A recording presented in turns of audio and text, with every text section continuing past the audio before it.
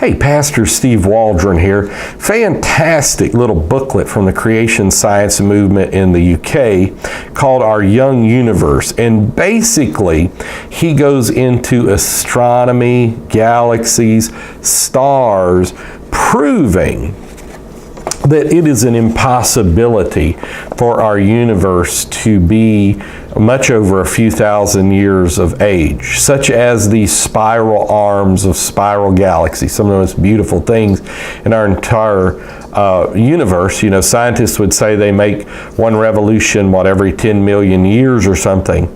So if they were really a certain billions of years old, they should have many loops around them, but there's only partial loops. And God could have created them even with the partial loops for beauty.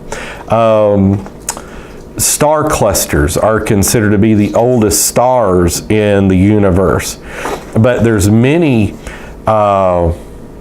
discrepancies between what scientists observe and what is actually there. And scientists are now coming out with various theories of black holes, of dark matter, because they're trying to explain certain things that are easily explained from a young universe perspective. Look, when you read Genesis chapter 1, you never get the impression that the universe is billions of years old. And Hugh Ross notwithstanding, you just don't. And so even people said, nobody ever suspected this. Hebrew scholars say that it doesn't exist. And so this is just a great book showing the early Earth, showing the early universe. I'm just going to read you a couple things in here about globular clusters as one. One of these, the Hercules globular cluster, contains at least 50,000 stars. There are over 100 globular clusters in our Milky Way galaxy, and they form a halo around our star system. Evolutionary astronomers claim that the globular clusters are composed of the oldest stars in the universe. The Hercules cluster is said to be 5.5 thousand million years old, which would be 5.5 billion. Yet there are very strong evidence that these clusters are only thousands of years old. The clusters with their own galaxy are moving so fast that they would escape from the Milky Way altogether within 1 million years. Yet they're still within it. It therefore must be younger than 1 million years.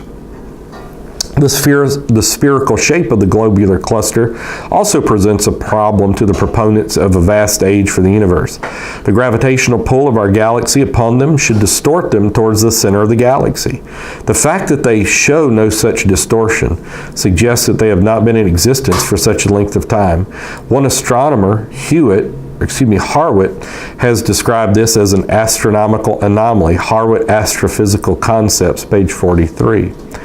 And a further problem concerns the solar wind, which all stars, like our own sun, possess.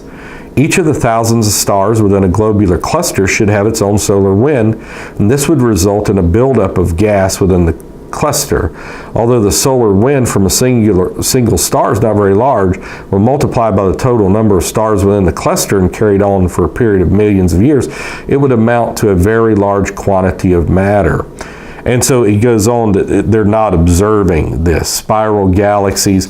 So just once again, that everything we observe, the earth is very young. Young earth creationism is biblical creationism. It's what the founders of modern science all believed universally. And it's what the laws of modern science are based on. All the laws that are giving us the internet and all that come from biblical creationists such as Faraday and Lord Kelvin. So God bless, love it, Our Young Universe. Talk with you later in Jesus' name.